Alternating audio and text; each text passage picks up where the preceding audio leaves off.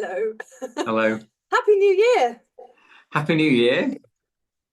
It's been, I don't know, it feels like New Year was ages ago, but yeah, it's the It first does. time we've seen each other. How It was is, yeah. how was the start of the spine? But that was It exciting. it was awesome. Yeah, it Yeah. was so good. I really enjoyed it. Oh, and Proper. your reels are just brilliant. I Oh, love thanks. that one what's the most unusual thing, or what do you think you carry that no one else carries? Yeah, That was yeah. cool. Try and get some unique answers. Yeah, definitely. Definitely. And it Yeah, proper Damien said, proper cold conditions as well. yeah, super cold. Yeah, Damien said I asked him some nice original questions, so I was glad to get some Yeah, cool. feedback. Yeah.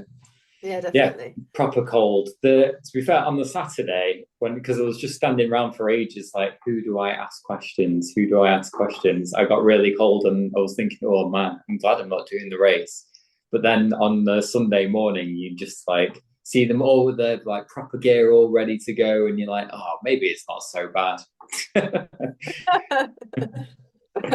Well, yeah, I think yeah, I've seen a lot of DNFs, so Yeah, loads. um Yeah, I think someone mentioned a third of the field have dropped out, yeah. which is a lot, but it is super hard out there. Well, I think that's that is part of the appeal, isn't it? Is that it's no bed of roses, or Mm. except it probably is. It's just very thorny. Yeah. But yeah, I'm not watching Madly. It's interesting. Kim is. I mean, I haven't checked actually. I've been busy this morning, but Kim was out in front. I don't know if he still is. He still is. He still is. Yeah, he's as of right now, he's about 3.5 miles ahead of John. Okay, because John got a time penalty, which was taken away, but then a little bit was Yes, added back on. that's right. Yeah, yeah. They added 13 Um, minutes back on for the gain that he got because they just altered a route from one of the checkpoints slightly. So yeah, nice to see that they just saw common sense there and just yeah, thought, let's not go down this whole weird disqualification route and just add the time that he's benefited back on. yeah, yeah. No, Simple. exactly. And it must be confusing, especially when the conditions are this hard that Mm. the routes do keep being changed. Did you see about the checkpoint that uh my brain is gone now, but they had to close an entire checkpoint and move At it. Hebden, was it? Was it Hebden? I think it might Yeah. have been, They yeah. could, because they literally couldn't get to it, which I assume must have been the old scout hut. Mm. Um, which I imagine a lot of runners would have been really pleased about, because I don't know if you've been down there, but No, that I haven't. descent, the descent from the Pennine Way to get down into the where the original checkpoint is Mm. horrendous. Right. It's just horrendous all the time. It's very steep, Yeah. very very slippery. It's just dark. You're in the woods. I mean, I'm sure they mark. I don't know. I mean, I'm assuming they will mark it just that little bit, because it is just Mm. it's horrible. And then of course you got to turn around straight around and go straight back out again. Oh which man. which that's the thing I hate the most, is when you have to do an out and back, and you're just like, why? Yeah. I know I'm proper enjoying following everybody on it. It's just such an amazing bunch of people doing Yeah. it. Yeah. Like And it's nice. Lucy and Robin are running together. Yeah. Dream Yeah. team, as you said. Exactly the dream team. Man, it's so cool, isn't it? So yeah, no, that's it for the rest of the week. I mean, I was supposed to be on the safety team this week, and I just couldn't do it, Yeah. on top of Christmas and holiday and funerals, and it was just too much. But I've got serious FOMO now. I really wish I was part of it. Yeah. Yeah. Oh, there's always there's always this year. There's always the summer. Yes, Yeah. yes, That'd yeah, be cool. yeah, yeah. The winter one is more spicy though. Yeah. So have we got you signed up yet? Have I got my? Have we got Have have you we got? got you signed up yet? No, not yet. I'm thinking maybe like Spine Challenger 2026 because I'm kind of sort of taken up this year, Yeah. and then that'll give me a proper feel for whether I think I could do another 160 miles on top of that. Well, yeah, that's anyone's guess, isn't it? It is Um, nice to have a previous winner of it with us here shortly. I know. But what? Did you have you read her 2020 blog? No. Sounds horrific. I mean, Oh, right. to be honest, there's um I've never had FOMO for actually running it. Um Hmm. I did enter it once and thankfully COVID put an end to it was the 2021 race. You Um escaped. and it was that one where they literally had to cancel it the week before. Right. Um and I'm to this day I'm not sure whether I'm regret it or not, but yeah, reading Deb's blog on the 2021. Yeah, no, no. Hmm. Oh, I will take great pleasure in applauding others who are far more worthy than I am to do something like that. right. And I think it is. I think part of it is the weather. Hmm. It's not so much running the distance, it's that personal admin that is so important Yeah. to keep on top of your clothing and your nutrition. Yeah, there's a lot of talk about people really needing to watch their feet, especially for the second part of the race now that all the snow's melted. It's going to be really wet everywhere.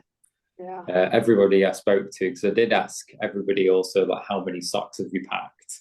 Mm. And so many people were saying 12, 14 pairs of socks, uh, Well, which is actually in their bag, if it's coming well, in now. in their like drop bag and stuff as well. Yeah. Oh my God. Yeah, Well, you yeah, do. I mean, you do. You need dry socks, mm, and you can't dry anything no, on the go, can you? That's the thing. But Debbie, I hope she will tell us, she had no problems with her feet, so we'll have to find out what her magic trick was. yeah. There she is. Hello. Hello, Hello. how are How? you both? Good, thank you. How are you? I am great, thank you very much. Excellent. We're just, of course, talking about the hottest topic at the moment. Oh yes, it's all getting a little bit funky out there, Yeah, isn't yeah. it? It's Are you dot anyone's, watching? of course. Yeah, Yeah, yeah. It's a national pastime in January. It is. yeah. It is. In fact, I just shared on Twitter Adrian's blog on dot watching that he wrote a couple of years ago. Mm. Okay, And the you know this new British sports pastime that we have now of dot watching. I know. Um, it is. It's a little revolution, really, in a way, isn't it? Yep, yep, and I think it's just going to get more exciting, isn't it? So I was Mm. just reading about John Kelly's penalty. Yes, Uh, yes. Ah, dear. But they've reduced it, so that's I good. see that. I see Yeah, that. that was fair. Yeah, yeah. But yeah, I don't know. I loved Kim and I love John, so I'm kind of like, can they just finish holding hands? That would be quite nice. it would. John's won it before. I'm sure he won't Yes, mind. no, we do. I'm rooting for Kim, Yeah. definitely. Sorry, Although John. it's anyone's for the taking, they've still Oh got like yes, 100 miles to go. So, yeah, yeah. I was just telling Robin about your 2020 blog, which oh, which I yeah, think that was the last blog input yes, actually. yeah, but yeah, yeah, you've successfully made sure I'd have no interest in ever doing it myself. It's poetic license, right? You got to be a little bit more creative when you're writing it. So, yeah, I would take it all with a pinch of salt. Mm. But Robin was just saying about the conditions and the wet feet. I mean, you seem to have hit upon the magical solution that works for you. Yeah. What's your What's what your do you do? secret? Is it the merino socks under deck cells? Well, do you know what? You got to start a month out. So I use like a Flexitol cream. So like all the hard, nasty bits in your feet, that's where blisters form underneath. So yeah, you got to do your admin like a month out. So I use a Flexitol cream. I think there's a whole range of them. I'm pretty sure they're all the same. And then I use Elizabeth Arden 8 Hour Cream. That is my magic sauce for everywhere that could potentially blister or chafe. And then I use thin merino socks and then deck shell knee highs on top of that as well. So, and I repeat at every single checkpoint. I think with feet, you've got to be proactive rather than reactive. And that's Yes. the key to, yeah. I had no blisters at all in the spine or no foot issues at Well, all, which was yeah, kind of defies science when you're out there, that's for sure. How, how many socks did you say, Robin, someone was carrying? some people were carrying 14 pairs of socks. Right. They've only got 2 feet, right? Yeah. Okay. So as far as I'm aware, I mean, yeah, I yeah. mean, that's a I lot mean, of changes. I you got to mean, be prepared out there. So I think, yeah. I think like, you've got 20 kilograms and I came back with the vast majority unworn, uneaten. But you've got to pack for all eventualities. Like we know that they started on Sunday and it was pretty snowy and icy and cold. As it was, in Glasgow, it was like I was out in the snow on Sunday. It was freezing, it was windy, and then on Monday it was 10 degrees.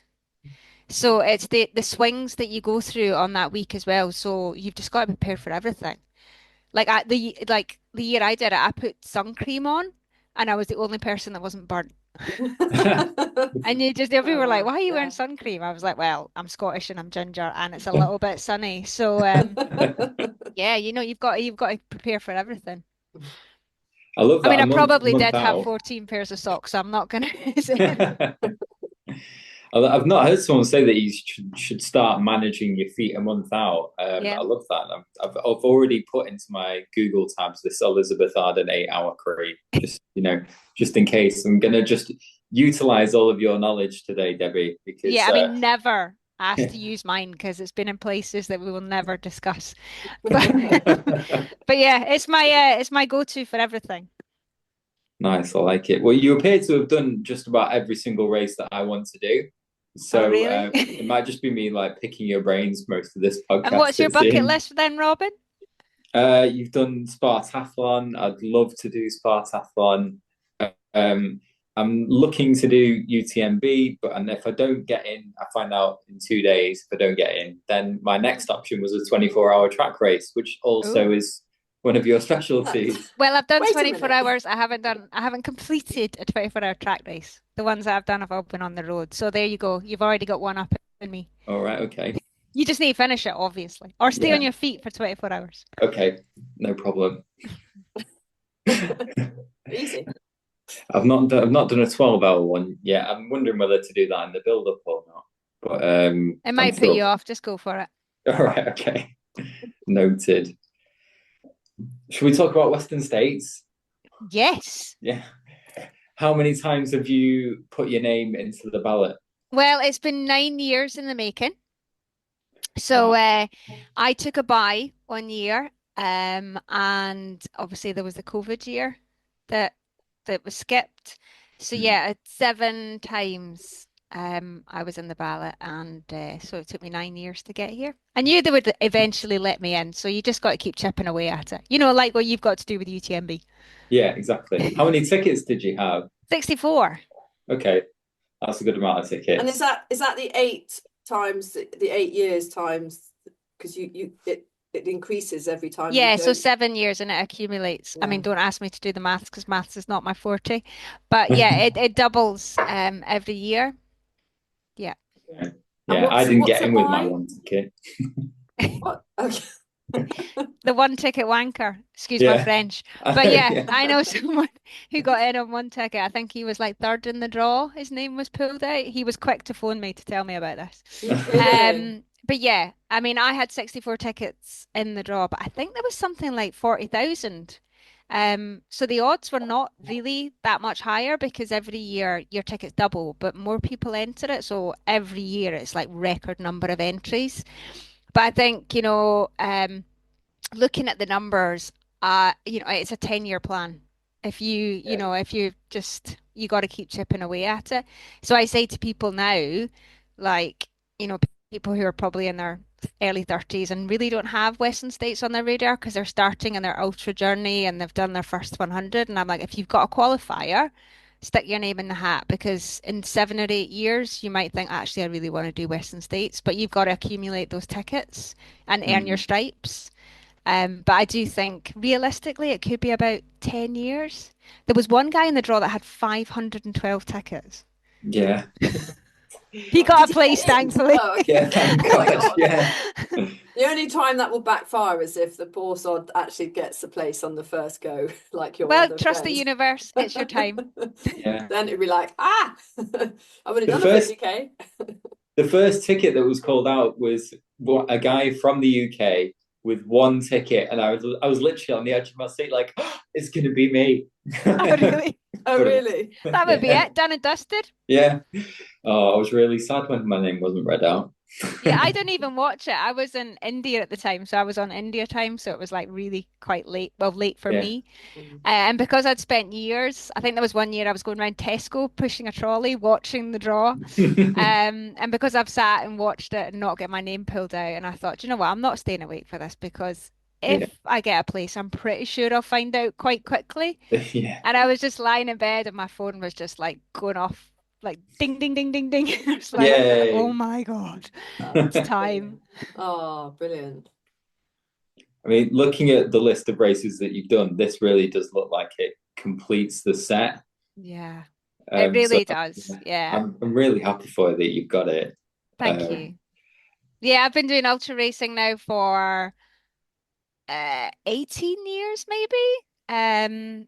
So yeah, I mean I'm quite fortunate that I've been working my way through quite an extensive bucket list of races. I do keep finding more things to do. Um, but yeah, I think Western States for me is the pinnacle. I think if you'd asked me like 10 years ago, what would be your races if you could only do a couple more, and it would have been Badwater and Western States. Mm. So yeah, obviously I've ticked off the Badwater. Yeah, so I think once I've done Western States, I'm not quite sure where I'm going to go from there. But yeah, I'm sure I'll find something else. I'm sure you will. We were talking about how you might handle the heat, and obviously you've done Badwater, so I mean, the answer to that is always badly, but yeah, I do like the challenge of it. It won't be anything like Badwater. No. Obviously the extremes in Badwater are plus 50. You've got the heat that comes off the road as well. So it won't be, and you've got a little bit of give because you come in and out the valleys. It's not full on assault the whole time. In Death Valley, it's like a really hot wind, so it is like a 360 assault everywhere you go. In Badwater, so at least I hope in Western States there will be some relief when you come out of the valleys. But I'm going to train for it the same way that I did for Badwater. You know, I will be sitting in saunas, having dodgy conversations. I built a makeshift heat chamber in my garage with some tarpaulin and some heaters. It was nice. like a health and safety nightmare, but it did the trick. But I mean, nothing's going to beat like being like foot on the route and being in that environment on that terrain. But you know, I live in Glasgow, so I've got to do the best that I can, and I will be replicating the training that I did for Badwater for Western States. Like I'll be fine with 100 miles, the ascent, the terrain. It would probably will be the varying conditions that is going to be my weakness. So I'm not going to do anything about it just now. But I think once we get to like April and May, then I'll really have to dial down and nail down some heat training as well. Okay. But it can get cold as well, can't it? Up on the I'll be passes. fine. Yeah. Yeah, whatever. Yeah, I'll you be will in my be. element. But yeah, it can. I mean, obviously there's a lot of snow as well on the peaks. I think last year in particular they had more snow than they usually do in June. So I know like initially quite a few people missed the first checkpoints because they were slower coming over some of the snow peaks. So yeah, I think like I've said, you know, there's different varying conditions and temperatures. So I'm not going to go all in on the heat. Like I don't think I'll be as scared as I was going into Badwater. Like the day before, we'd gone down to Badwater Basin and it was 51 degrees and it was a little bit breezy and it was like standing in front of a hairdryer. Like you can't open your eyes because your Oh my eyes God. feel like they're being fried. Um, but yeah, yeah, Bloody I'll hell. do what I can. It's not going to be my natural environment, that's for sure. When you're in that sort of intense heat in Badwater, what do you wear? Shades, goggles, a buff? I don't even know. What was your solution? Yeah, I mean there was quite a few different. I don't know if you saw some pictures of me in Badwater, but I've got these really snazzy white leggings on, which caused quite a stir. But I bought them from like Gymshark. They were men's leggings and they cost me like 20 quid. And they were like super thin. So I had to wear shorts over them to spare my blushes. But I think just having that layer of white was much more cool because having the sun, that intense sun piercing on your skin is I can't even put it into words. So it was actually cooler to have clothing on top of it. So I had the like really thin leggings, arm sleeves, that I filled with ice, which was heaven. And Nice. then there was buffs that had ice on them as well, light clothes, just Mm. trying to keep your skin cool. So like I would see my crew maybe like every half mile, every mile, like in the really intense heat bits. And you would be like iced up, dosed down with a spray, and then half a mile later, the ice is melted and dried. It's nuts. So yeah, it's just a case of like trying to manage the heat the best that you can. Yeah. What do you do about chafing for all of that sweat and Elizabeth water? Arden 8 hour cream. Yeah, I thought that might be your answer. So clearly One it's an day they're answer going to to phone everything. me and say, Debs, thanks for all your sales. Here's a little check for your commission. Yeah, sounds like they need to. Exactly. I'll tag them in. Don't worry, I've been doing it for years. I get nothing. But that's, I mean, it's interesting, isn't it? When you think about these races, whether it's something like Badwater or Western States or the Spine, not only have you got to train physically and mentally, but that admin, again, we were talking about this earlier, weren't we, Robin? It's that personal admin of knowing that you've got to keep on top of your clothing. You can't let yourself get wet. You've got to keep on top of your nutrition. I mean, it's a whole other thing you've got to train for mentally, isn't it? Yeah, absolutely. I think when you're doing races that are at that extreme end of adventure, so things like the spine, I always say to people, the success boils down to the preparation in the race. You've got to be like super familiar with the route. If you can get out on the route, that is worth its weight on gold because you can almost prepare yourself for how slow it is. Like I don't think people realize like if you're at the front end of the pack, you're doing like 3 or 4 miles an hour and people can't quite get their head around that. And that's why you see people flying off at the start. Mm. I think the last year I did it was in 2022 and the top 11 or 12 into Hebden, which is about 40 something miles. I think 9 of them dropped out. So it just goes to show like they're not really prepared for how slow that you need to move and how you need to conserve that level of energy as well and not get caught up in it. But things like, the kit list is like an 18-page PDF. So you've got to like spend an inordinate amount of time and money finessing that kit list. So I do think like the races that are super extreme like that, the preparation is worth its weight in gold. I think like the training for it for me, I will always focus on what's my weakness. So, with the spine, it was just being out in that really boggy terrain, being out at night, being uncomfortable, carrying a pack, regardless of how big or small you are, you all have to carry the same pack. And I'm not a massive person. I don't have a large frame to carry all that pack. So that was always going to be something that I really had to focus on. So I did a lot of commuting about Glasgow with a massive pack. I went up on the hills on a Saturday night by myself in really boggy terrain, just not being comfortable, dealing with all the eerie noises and the darkness and carrying this pack. And that was the things that I had to focus on. And then 6 months later, when I was going into Badwater, I had to do like a full 180 and just really focus on that heat training. Because I know in both those races, like I know I can cover the distance. Depending on where I am and my fitness and my strength and how, I'm kicking the ass off 50 now. I'm not going to be as fast as I was 10 years ago, but I know I can still cover the distance at a reasonable pace. So it's just really, working on things that are my weakness that's going to bring me up a little bit.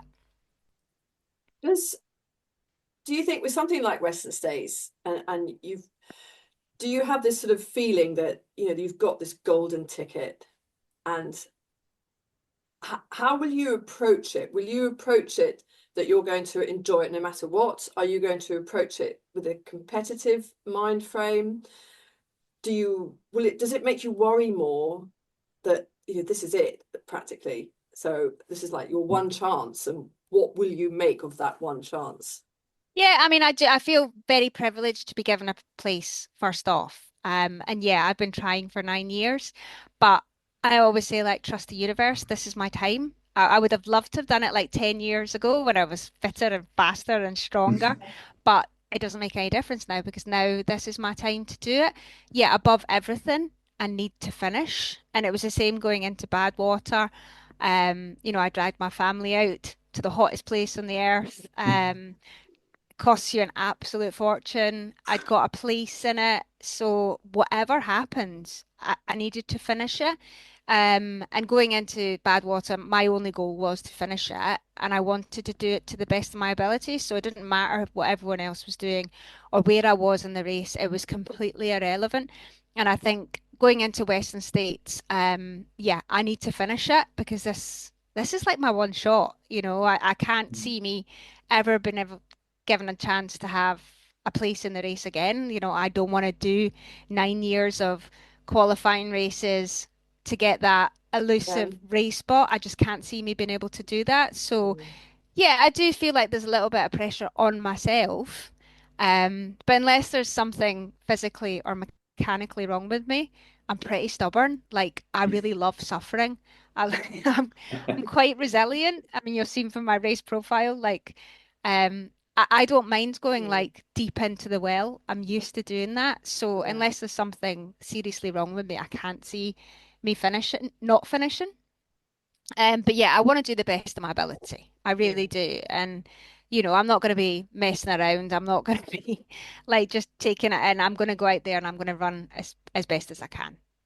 And then we'll just awesome. see what happens. Yeah, yeah, Awesome. What exciting. sort of what sort of mileage do you get up to sort of pre 100 miler Not as much as I race? used to. Like now, I'm Yeah. probably sitting around like the 50, 60 mile week. I do a lot more strength training, which I started a couple of years ago. I read a book by Stacey Symes called Next Level, and it's about women who are 40 plus and the importance of, training differently and not just churning out miles. So I do way more strength training than I've ever done, and I really feel the benefit of that.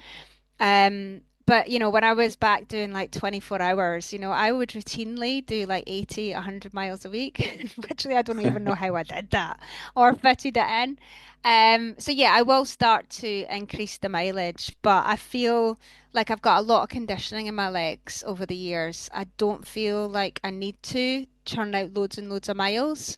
Um, I don't think my body could cope with it the same as it did 10 years ago. Um, but yeah, I'll probably increase the miles, but it won't be anything significant. I won't be doing 120-mile weeks like some people do. No, I don't know how they do it. No, I definitely don't have time to do that. Yeah, I think like there was one year in lockdown, Centurion did like one of those virtual things where you did like 100-mile week and stuff, and oh my goodness, I was like, how did I do this? But yeah, just fitting in with like I work away quite a lot. I live in Glasgow, but I work in London, which is a bit of a logistical issue as well. Um, so yeah, I'll just fitting in miles round about work. I don't think the miles is going to be my problem. I think I'll be fine to do that. But yeah, I just think I just want to really focus on the heat stuff and get some more hills in my legs. I'm just got a bit lazy where I just run from my doorstep. Mm. It is kind of like hilly routes around here, but I don't do the ascent that I used to, so I really need to get back into that. What sort of ascent are you thinking that you'll need to get up to? Well, I think if I can just get out in a few Monroes. Yeah, I mean, I'm not far from the hills. I that's just need to good. stop being lazy and actually get in my car and go somewhere, instead of going out here and jumping on the canal, which Yeah. sometimes ticks the box quite quickly. But I'm not going to do that while there's a lot of snow and ice about. It doesn't replicate anything like I'm going to be dealing with in Western States, so I'll probably wait to the spring. But yeah, I need to get some more hill sessions because I have kind of moved away from that while I've been doing some longer road stuff. Like I've done a couple of marathons last year. So I was kind of working more on the speed or what speed Yeah. I had left. And so now I just need to get back on the hills. Stop being lazy is what I need to do, Robin. Okay. Well, I don't know Sounds about like that. lazy actually. When you've been training for a half marathon, weren't you? Or Ah, do a full one as well, or you yeah, were yeah, going yeah. for No, I speed? yeah. So yeah, it was doing big tempo sessions at the weekend. So I'll be glad to get back on the hills and take pictures and eat sandwiches. Exactly. You got the excuse to stop. Oh, look, there's a lovely view. Yeah. Were you happy with the your road PB times? Oh Was God, it? no. I'm never No, happy. no. I could beat myself up like the best of them. I really enjoyed the training for it. And I'm going Yeah, to go back and do London this year. So I think that'll be my seventh time of doing London. So yeah, I am going to still do quite a bit of speed over the next couple of months as well. Oh I well, think that's good. the training does really build well towards everything else. It seems like marathon training just is like the perfect sort of super base foundation towards ultra marathons anyway. So yeah, I mean, what it's the end of June, Western States. Yeah. So April. Would you want to do anything else other than London Marathon? And I would you was having a squeeze a look. There's nothing really that floats my boat, and I don't want to do like training races. It's just not my thing. So I would rather just go out and do like adventures and training days by myself rather than sign up a race just for the, miles ticking. yeah, So yeah, I'm going to do lots of long runs. I'm going to do like the West Highland Way over 3 days in May. I've nice. got some friends training for Lakeland as well, so I'll definitely go down and do some long days in the lakes. But I'd rather do that than just sign up for a race just because I don't feel I need to do that. And like you say, like marathon training, although might sound a bit odd, it just really helps with your overall cruising pace, and that's what you really need for ultras. I think gone are the days when plodding was what everyone did in ultras. Everyone was doing back-to-back long runs when I first started, and now it's like people really nailing down and finessing that raw speed because it just makes ultra running easier and faster. Yeah, it makes your average pace faster, Yeah. doesn't it? Yeah. I think your cruising pace, that's what you really want to work on. Yeah. And Yeah. you need to do your speed work. I love doing the speed work. The Yeah. speed work's one of my favorite bits. Yeah, I, I know I do. I love mixing it up. yeah, Otherwise you just get like bored and you become really stale and just like I think you just get slower if you start jogging around. And I do think it's super important for ultra runners, regardless of what your ability and or what your perceived, people will just say, "Oh, I'm just a jogger. I'm not really fast." And I say that as well. Like I've never broken 20 minutes for a park run, but I've run 100 miles in 15 hours, which doesn't yeah. really make much sense. It doesn't But make any sense. yeah. So yeah, it doesn't really compute, but it's just because my strength is in the longer distances. It's not in that, that really sharp end. Yeah, Like I'm convinced I don't have fast twist muscles. yeah, But yeah, the only reason I got that 15-hour 100 mile is because I did all the speed work. yeah. So, When That's was what. that? Sorry. sorry, Sorry. When did you do that? the 15-hour. Yeah. 2012. Okay. And Yeah. then I did 16 hours in 2019. Yeah. Okay. Do you think your running has changed in those 18 years? I mean, obviously, apart from you saying you got slower, but Yeah. do you think there's been other changes to how you've run? Yeah, I mean, I think there's different ways to how I approach it. I don't have that same burn like I did when I was younger, when you're a little bit more enthusiastic and you wanted to do everything. And like I alluded to at the beginning, I feel like I'm now coming out that end where there's only a few things that will put fire in my belly. So mentally, there is things that are changing. I know I don't have the same mental resilience, but I don't have that same drive that I used to as well. Like I'd quite happily go out and do like super long runs. But then, a couple of years ago when we hit lockdown, I was like, well, what the point? Why would anyone want to go do a long run? Because nobody's training for anything. Whereas before that, I might have still like cracked on and done stuff. But like I don't have a burning urge to do like massive long runs. I just don't have that same fulfillment out them. But my body is changing. As I said, I'm 50 in April. I'm deep in perimenopause. Which I'm super lucky. I know I've got friends who have really suffered going through that hormonal phase. For me, it's just attacked my tendons. So I can run for like 2 hours quite happily, but after that, my body almost like starts to seize a little bit. So I don't have that same um fluid feeling that I would have gotten for long distances. My body just won't let me do that anymore. But I'm still battling on. I'm still fighting.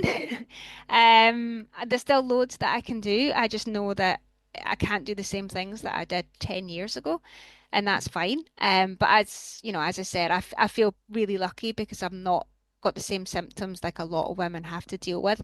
And I do think, the running and the fitness and the lifestyle really help aids that as well.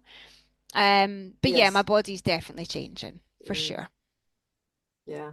Yeah. Yeah, I'm with you sucks. there. I know. I know. I've got arthritis now and it's Oh, just have you? just blown up. Yeah, it's just blown up. Yeah, I mean But it's just my tendons, like mostly like my hamstrings.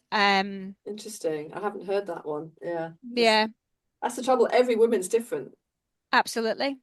I They mean, I really think there's are. something like 150 menopausal symptoms or something Mm, ridiculous mm. Oh my God. that people get. Sorry about this, Robin. Sorry I know about it's all right. Oh, You great. carry on. Yeah, it's an important topic. You can Thank you prepare for being yourself. understanding. Yeah, You prepare yourself to support your wife in Exactly. many I years' time. shall. But yeah, it's true. Like I never really knew much about it until a couple of years ago, and I think it's like nobody spoke about it. Like my one of my friends, Kaz, who I run Wildheart Runners with, her mum is in her late 70s, and her mum's adamant she didn't go through the menopause. It's Oh, just that's like she, amazing. no, no, she didn't get the menopause, is what she says Okay. to people. And I That's so think it's because funny. people don't really know and don't really No. understand. And I think now it's kind of unearthing like different symptoms that people are dealing with.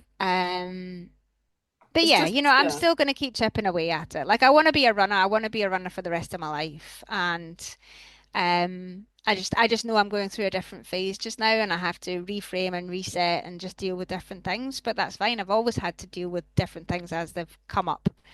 So, Being yeah. adaptable, isn't it? Yeah, I want to be that person that's holding up the checkpoints who's like kicking ass off 80. That's going to be me. I Yes. want to be that person. Yes. So, yeah, I'm never going to give up running. So I'll do it for as long as I possibly can. Hooray. Brilliant. That's great to hear. That's great Yeah. to hear. Is it, I mean, is this one of the reasons you started Wild Heart Runners? I mean, perhaps a forward-thinking thing? Um, yeah, me and Karen Nickel, we usually run on a Monday, first thing in the morning on a canal near Dumbarton. It's pretty grim. But we always just meet there and I think we kind of like threw about a few ideas. Like I was with another coaching setup at the time. Karen was starting to get into coaching. She's like really heavy in the whole backyard format. So she loves that. And a couple of years ago, the backyard format is really geared up for men because they don't separate men and women, and as we all know, that men and women are not the same. So she was quite vocal and quite adamant that she wanted to get women in that format and have their place on the teams and compete, in a level playing field. So we were having all these conversations quite often. We were talking about how we were changing and how we had to adapt. And there's things like we don't mind going out in the dark. Karen's probably a little bit more sensible than me, but I'll go up in the hills when I was training for the spine by myself, and most women would look at that like, she's really brave, she's really courageous, and she's out there doing that. And it wasn't because I was like super brave. I still had the same levels of fear that everyone else did. I just didn't let it get to me as much. So we would constantly have all these conversations about things like that, and then we knew we wanted to do something. And then initially we did discuss having like a female only group, a female only coaching community group. But at that time we were both coaching men and we've opened it out. So yes, we do have a big female focus because we are females and we understand and we can articulate and understand and empathize with what women are going through. Not only on a hormonal basis, but like we're both working mums as well. And that's another barrier, and then safety. And, there was just so much that we could help people with and just bring people together. So we only started this a year ago, but it's been super overwhelming, like how fast it has grown. But it's not women only. But I do feel like men are coming like with us because they want to support women as well, and keep us all together as one. Um, so yeah, we initially thought about doing women only, but we didn't want to make it exclusive. Yeah, So that's that's why it's nice. just That's yeah. nice in a way as well, rather than, yeah, it's nice that the men you have are there, and they perhaps know that you're mainly women, but that doesn't stop them from wanting to be Oh no, there not absolutely and not. supporting. That's lovely, No. actually. Nope. So we have like social runs. We try to do one maybe every 6 weeks. Luck has not been on our side because we've had to cancel the last two. Mm. One was a storm and the other one was we were hit by the worst snow I've ever seen. And people physically couldn't get there. But yeah, so there's lots of men that come along to our groups as well. It's definitely not for women only, but we do quite a lot of workshops. Like we did one for female athletes. Um, and we had Renee McGregor and Eddie Sutton came along and did a talk for us. So like we had like the Glastonbury of lineups, and it was just an amazing event. But lots of men messaged us to ask if they could come along. So if they were like coaching women or they had a women's group, but we decided to make that female only because we wanted it to be a safe space for people to talk and be open about that. But yeah, we're looking to do it again and then maybe opening up to everyone. But I do think there's a lot of men out there that want, to learn, help like their running friends or understand it, or help their partners and daughters and sisters, Yeah, because it is an open topic that people are learning about now. yeah. Absolutely. Yeah, I started a running club in September, Yeah. and it was mainly focused around people who just finished couch to 5K, and then just keeping that fitness, because quite a lot of people do couch to 5K and then they stop because Yeah. they've completed running. But one of the like primary focuses of the club was to give women a safe space over winter as well, to come out once a week, Absolutely. Yeah. to be able to keep just a 5K once on a Thursday night, just once a week, to try and keep that fitness, because people do get scared running out, and the canals around here can be a bit intimidating at night time. And sometimes I've been running around thinking like, this is a bit spooky. Like I can't Yeah. even No, I imagine what it's understand. like for a woman. So yeah, I completely agree. It's a topic that does need to continue to be. Yeah, and do you know what? Even as a female, like I completely underestimate how intimidated people are in the Mm. dark. Like I'm a bit of an idiot. Like I'll just go in all black, headphones on, like, just going into some really dodgy places because I've never had a problem. Do you know, Mm. and that in my head is like I'm really complacent about things like that, where I just think, well, no, I'm not going to bother anyone, so why would anyone bother me? And I've got that terrible attitude, Yeah. whereas I should be more aware. But Well, it's I not was terrible though. no, it is. I shouldn't. I But should be like really aware of my safety, and I'm not. I'm totally flippant about it. So I never. mm, I completely underestimate how intimidated and scared women are mm, because I'm not. So, and that's, I remember I was going to meet someone and she said she was running towards where I was meeting her and she saw a man standing. So she said she actually went a different route. And I was like, oh my God, imagine living in a world where you think that man's going to attack you. But that's how some people think, mm. and they are Yeah, right it to is. think that. So if they feel unsafe, they have to take actions to put them in a Yes. safe place. So I think there's a lot, and I see it on social media how people are training on treadmills because they don't want to run in the dark. Mm. And Mm. it depends what you've been dealt with. Like you might have been in a situation where you've had to deal with something, and I never have. And I think if I had, that might change it for me. Mm. But yeah, I It does. It think, does vary, I think. I mean, I'm actually researching this topic right oh now. really? Yeah, I'm writing an article about it, and I'm doing it in collaboration with Phoenix Light. Um, it's really interesting the responses I've had from women, and I'd say it's sort of 80-20. Um, percent on the ratio between the women who are anxious and worried, and then that sort of 20% who say, well, what's wrong with you? What, why should I stop going out running? And they're not wrong, that they're absolutely right. But I think there's so many variables again, depending on where you are, where you're running, what your personal experience is. It's a real issue, and I think Yeah. we can't pretend it's not there. It shouldn't be there, but it Mm. is there. Yeah, it'd just be nice to. I also don't want to stop men from. I hate it when people say, "Oh, well, if you're a man, you should cross the road to stop that woman from feeling uncomfortable." Well, that's not fair either, I think if actually. a man crossed the road, it would make me feel uncomfortable. Like it may change direction. Yeah, But it's I do, like, yeah, I mean, I see it from all angles. I can really do. yeah, And I think, it's hard. like you say, that 80% who feel unsafe, like I would never like belittle or embarrass them because that's just the way they feel. They can't change that. Mm, I'm definitely in that 20% where I just like crack on.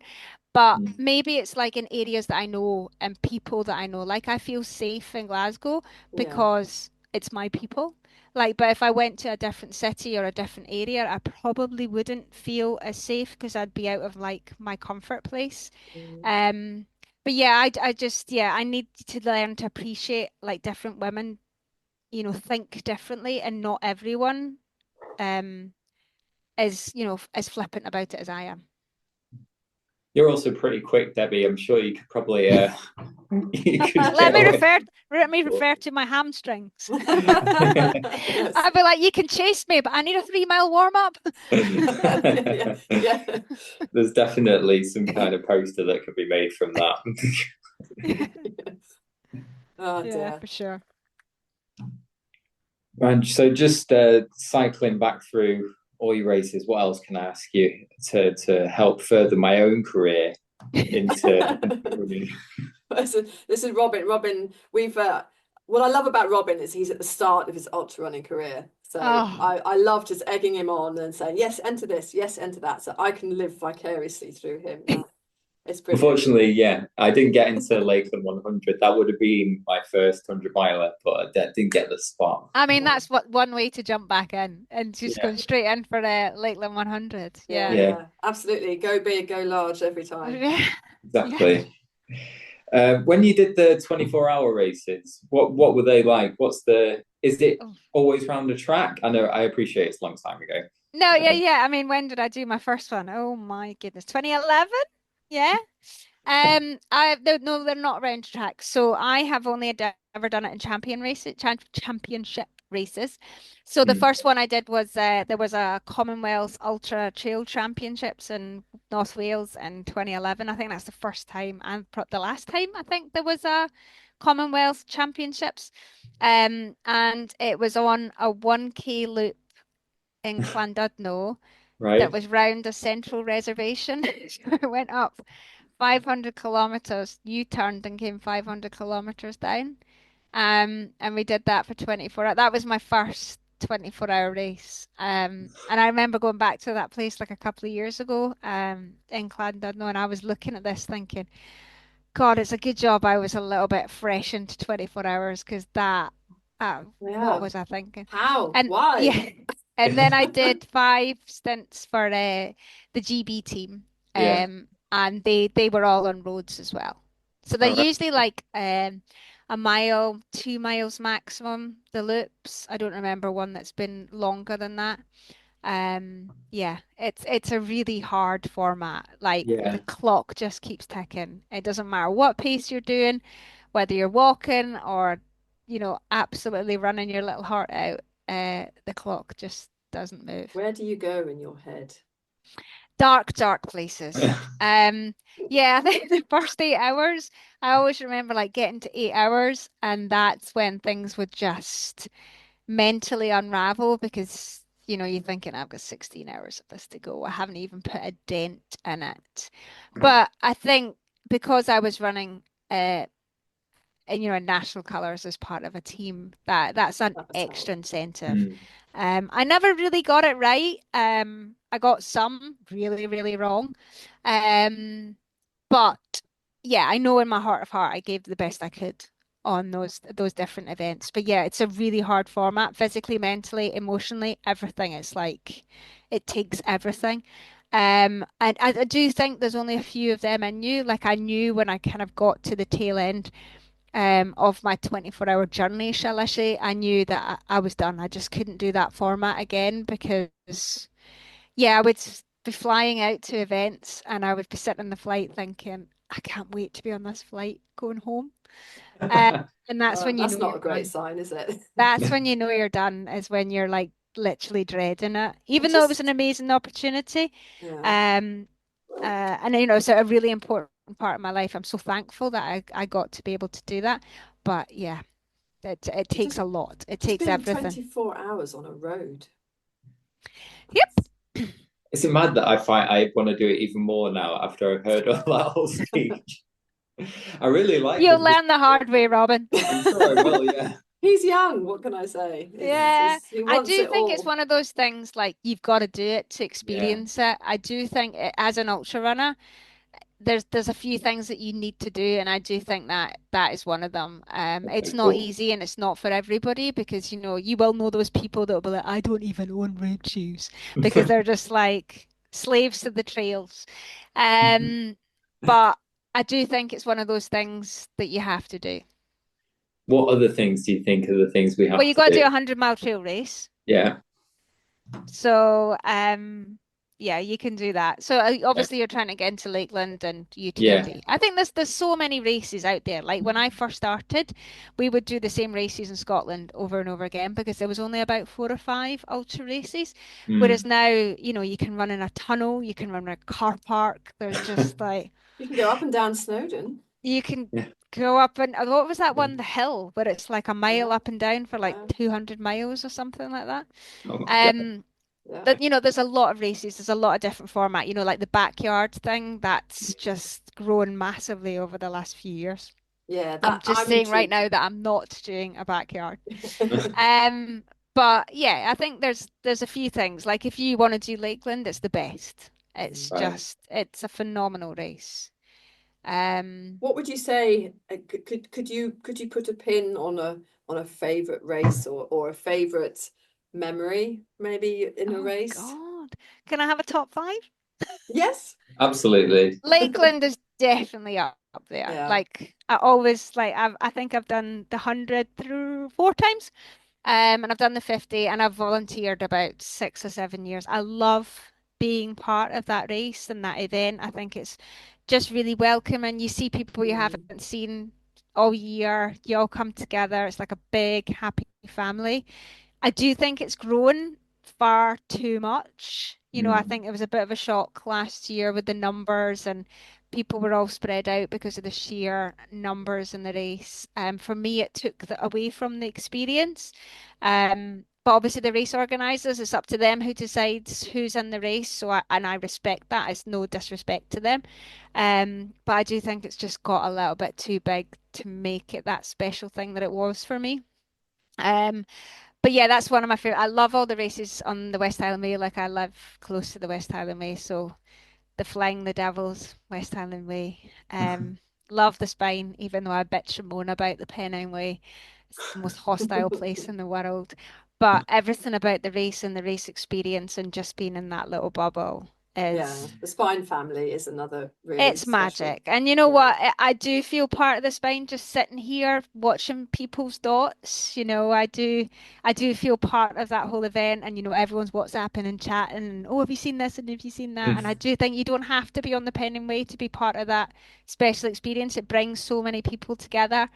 Like, you know, the first year I did it, my neighbors at the time who were not interested in running, and I came home and she's like, I've been following you all week. And I was like, really? And I think things like the Spine who you know, expand outside that running community and just loads of people like, you know, your colleagues are following you and stuff like that as well. Well, they never follow anything else. So I think that's super special. Am I at four now? What, three? Yeah. Free. I love all the Centurion races. I know I'm a bit biased because I'm on the Centurion team, but the whole format, Mm, and they've, you know, what James has done with the Mm. Centurion thing is just super special. I love that. yeah. And for me, the pinnacle has to be Badwater. Okay. Oh, Yeah. Okay. Yeah, Cool. for my whole race experience and the time that I had there and the things I had to do to get there. I mean, it's mental. It's like the most American thing I've ever been at my life. It's all whoop whoop and cheering, and race briefings take like 3 hours because they can't stop whooping.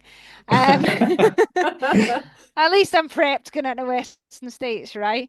Yeah, Um, exactly. but yeah, there's so many different races that I have done, and they've all been like super special for different Yeah, yeah. reasons. Oh, cool. What a great list. I How don't think hard I've is it? ever been on a race where I've thought that was horrific, that was terrible, everything about it was awful. They've just all been very different. Mm, But yeah, there's so many great races in the UK as well. I don't think you need to go mm. abroad to do. I Oh, agree. I agree. I'm not looking immediately, but although I am trying to get into UTMB, but that's kind of like the first ultra I'd really proper heard of. So I feel like I've got to see this little journey through to at least see if I get a place into it this year. Yeah. I hate to But tell you this, Robin, of all the iconic races that I've done, UTMB is bottom of the list. oh dear, I'm not listening. Not Now, listening. do you know what? I did the route over 3 days with a couple of my friends and had the most amazing mm, time. Mm, And then when I did the race, in my head, I was like, I need to finish this because I'm never coming back here again. It's just, yeah. it depends what you make it. Like, I love running because I like being alone and enjoying spaces. And I just thought there was too so many many. cowbells and Yeah. people, and it was super, super busy. But some people love it for that. Mm. It wasn't the experience that I wanted it to be. Yeah. I heard Emma Stewart talking about it in the same way. I totally agreed with everything she said. Yeah. Yeah, It's, it's yeah. hard. I mean, I Yeah. think because I came from like, when ultra running was just growing and numbers were growing, and now I've seen like the exponential growth of all the races. Like Lakeland, I did the first one back, my first one was 2013, and then to go back 10, 12 years later and see the scale at Mm, which it's expanded. Sometimes I always think I liked it when it was better. But you know what? We've all got to grow and expand, and there's so many people that can't get into races like Lakeland and UTMB. So they have to keep pushing the numbers because obviously there's a lot of disappointment and the demand for it's huge.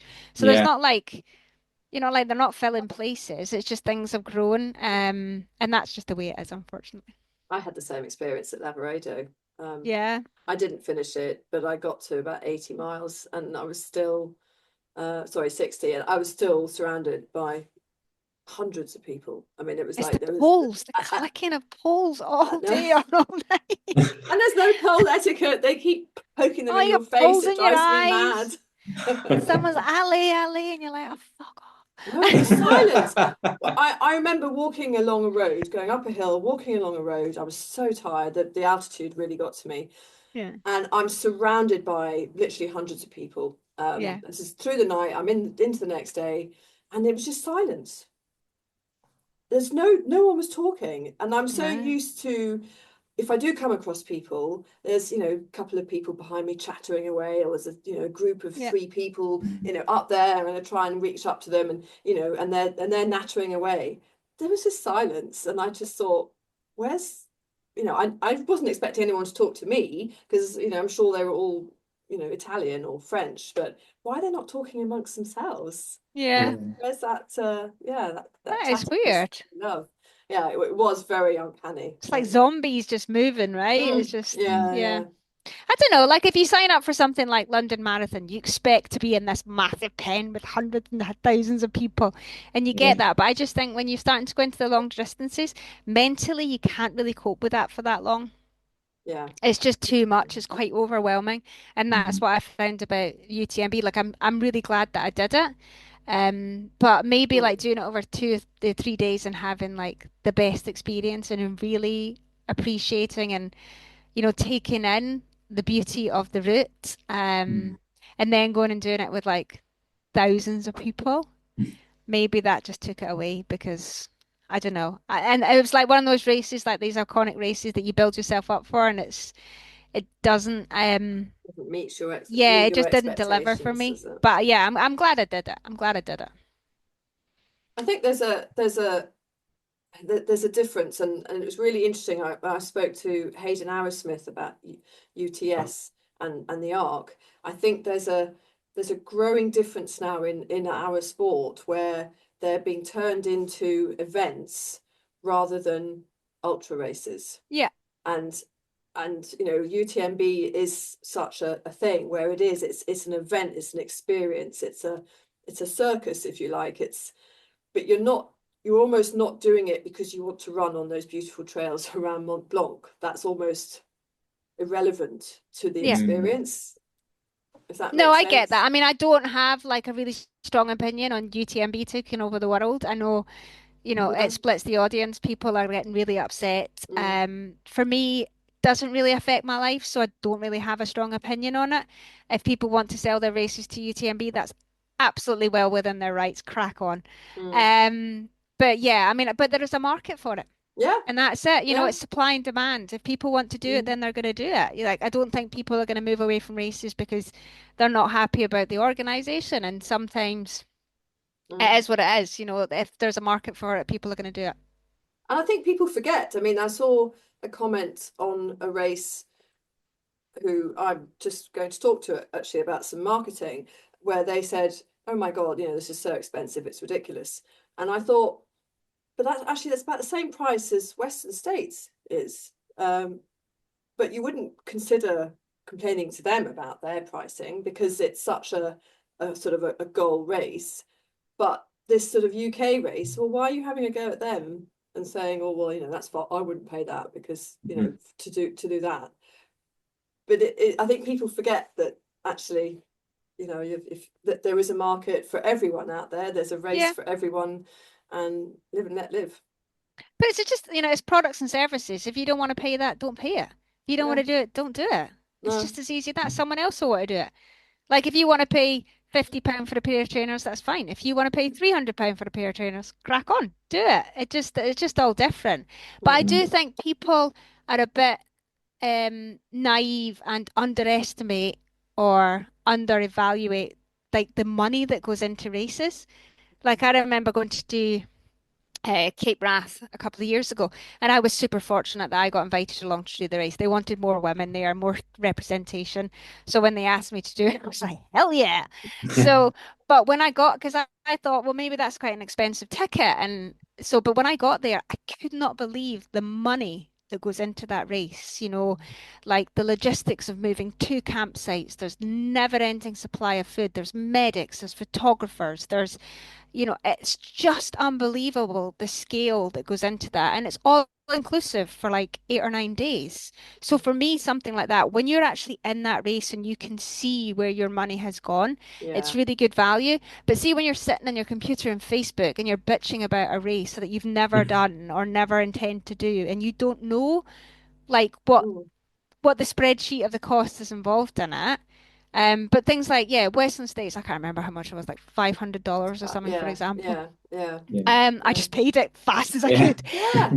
But things like Badwater, it's $1,500 because there's only 100 people in it, do you know? And they have to keep their numbers down because the national park won't let them put more. So, you know, they have to cover more costs, and that cost is passed on to the runner. But you know what? If you want to do like a 50k on a Tuesday and pay £12 for it, on you go.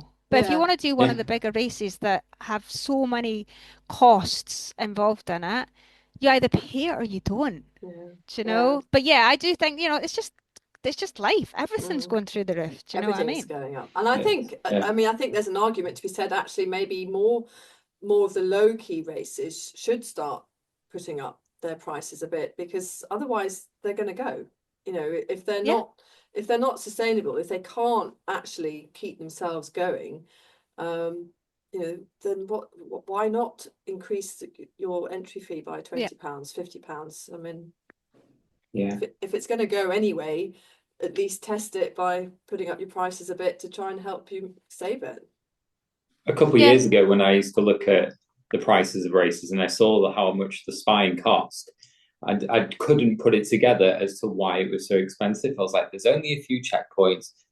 What am I paying for here? And then I've been out there this weekend and seen just the mammoth task that it is with all their vehicles and the just sorting the whole process is Oh, it's involves huge. Like the so much numbers and the work. people and Yeah, yeah, I'm pretty sure they're not laughing all the way to the bank at the end of no, it one. But that's just how much immediately. Yeah, races cost. Yeah. yeah, And I think if, like I say, if you're sitting on your keyboard and not actually got foot on the route and seeing where this is, then it's hard for you to actually put a value on a race. it Yeah. is, and that one really justifies it. Absolutely. And I would never have really realized without being there in person. So yeah, it really you do have to be out there to Yeah. experience it yourself. And Your obviously, all-inclusive holiday. yeah, exactly. Yeah. All inclusive holiday along the Pennine Way. Well, Unlimited lasagna. oh, brilliant.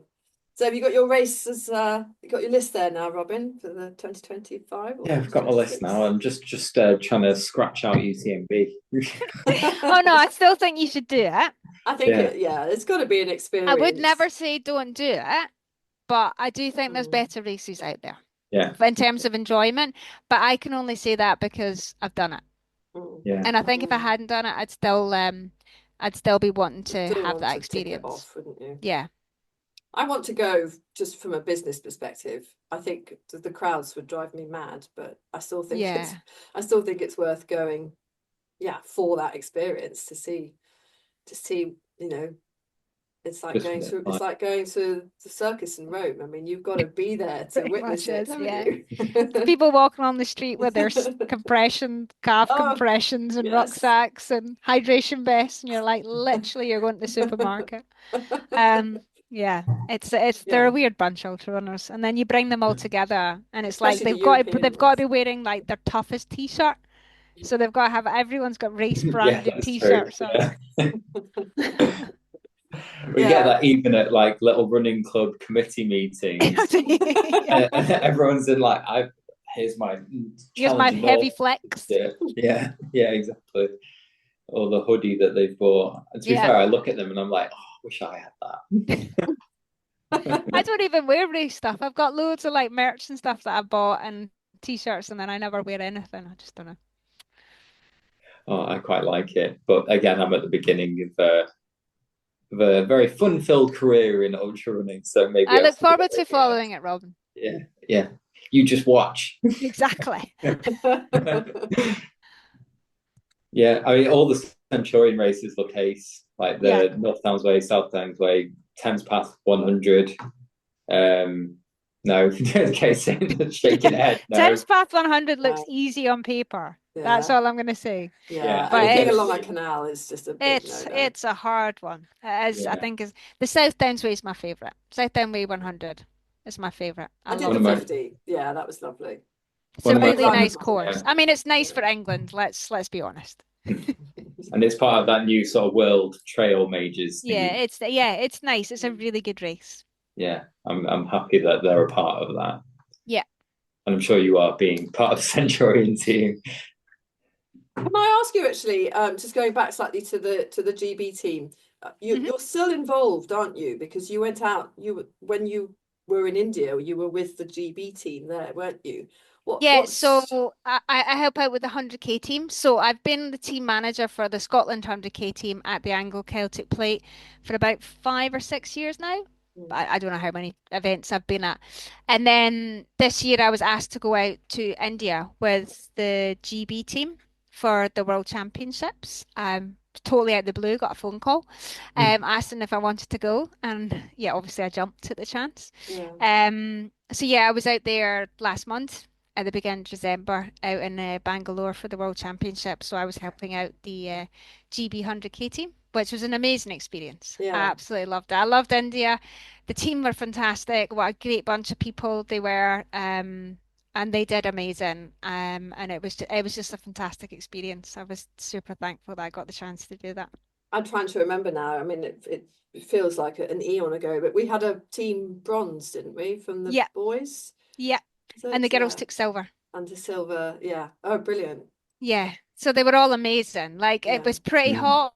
I think there was pictures of thermometers flying about that were 47 degrees, but they were sitting in the Wow. sun, so it was like fake news. But Okay. it was definitely like low 30s. Yeah. It did get really hot, but not only like low 30s, like these guys are, redlining for a long time. These guys can absolutely shift it. So they were amazing. They all worked super hard. They all worked together amazingly as a team. And they were just a really great bunch of guys to hang out with. So yeah, it was fantastic. But yeah, just watching them run like that, it's amazing. It's phenomenal. Like even like the other teams, like the Japanese guys and the French girls, just phenomenal that they can run that distance in that heat at that pace. It was very inspiring. I'm still not going to get that sub 25K, but it was nice to see. Oh, brilliant. And with the funding side of things, I mean, has there been any change in that at all? I mean, I know Adrian. No, not really. Obviously I can't be quite vocal about that because of my No. position. So I've kind of sat on the Okay. sidelines. I've watched and I've read quite a lot that's going on. Unfortunately, it's just the nature of the beast. It's just the way things are going just now. Budgets are cut. Yeah. Priorities are just taken everywhere. It's every business is the same. So Mm. it is unfortunate, when I was running for the GB team, it was mostly paid for. But at that time, we were running against teams who had to pay for their whole trip. So like the Australian teams would come out to World Championships in Europe and they would have to cover all their costs. They would have to buy their kit. They would have to pay for the coaches and the managers to come as well. So, I think, GB has been in a very fortunate position for a very long time that they've had the funding to do that. Yeah. I'm not quite sure where the funding's going. I'm not overly involved in the commercials of UK athletics. Mm. But yeah, it is sad that people have to do that. But I do think most people, if they want to do it and they have the financial means to do it, then they will. And if Yes. they don't, then I'm sure they'll find a way. Like we Mm. put out a GoFundMe to get some money because obviously it's a lot of money to go to India. Yeah. For Yeah. some people who are just not fortunate enough to be able to cover that. So there is means to help people, but yeah, it's Yeah. just the sad state of affairs of all businesses these days. I was just wondering actually, do you know Canary Trail events, Alan Rumbles? He Yeah, started a scheme where you can add on some like a donation to your own entry that he then puts towards costs for people who can't afford a race. And I yeah. wonder if something similar could be done for something like the GB team. Yeah, Um, I mean, there's obviously there's different means is it and is different your avenues for GoFund people to still look. open? Yes. Okay. Oh, good. Yeah, because well, I'll share that again then. Yeah, if you wouldn't Um, mind, that would be great. I mean, we haven't taken any of the funds out yet. And then we kind of need to divvy it up to people who request it. yeah. It doesn't go to pe everybody because, people have been quite honest and saying, look, I've got the means to be able to do it. So I wouldn't want to take funds from anyone else who needs it. And that is great because they've all been supporting each other that way. Yeah. Yeah. It's obviously very private, so if anyone does want to request it. But yeah, I mean, I think there's so many things like there's something Damien Hall set up with Ali. I think the Oh, Ultra. I can't remember Ultra. the Yeah, name. I Into can't Into Ultra. remember Ultra. exactly. Yeah. Yeah. Into that's Yeah. it. Yeah. So yeah, I mean, I think that's Mm. fantastic. But I Yes. also do think like ultra running is a very affluent sport. It does attract a certain person. It's kind of like Yes. the new triathlon. Um, so yeah, I mean, there's not many people in ultra running who are skint, but I do think it's good that we can open it up to Yeah. different groups as well, and things like forums like that. I think will really help. Yeah. Interesting. Oh, Completely. that's good. That's good. All Right. right. Are I you think done, Robin? Have you I think I I'm think we've done. covered Yeah. a lot of have bases you there. Yeah, we have. Yeah. Thank you very have you much. wrung Deb's dry now from Yeah. all her nice knowledge? I'm ready. I'm just going to plan my race calendar for the next 4 years after this call. You've got a race calendar, you've got Yeah. Elizabeth Arden. What else do Yeah, you need? that's all you need. That's it. That's That's it. all I need. Debbie, thank you so much. No, It's thank you been so much for really having me on. It was fascinating. really nice. I'm Um, going to guess all your actual real guests are probably out on the spine just now, but I will happily take Plan B. oh no, you are Oh proper no, you're the guest. top tier. No, you are Debbie, absolutely you're top tier. amazing. Yeah. Definitely. But thank you so much for joining us, and Thank you for asking me. I really good enjoyed luck chatting to you. good luck at Western States. Thank you.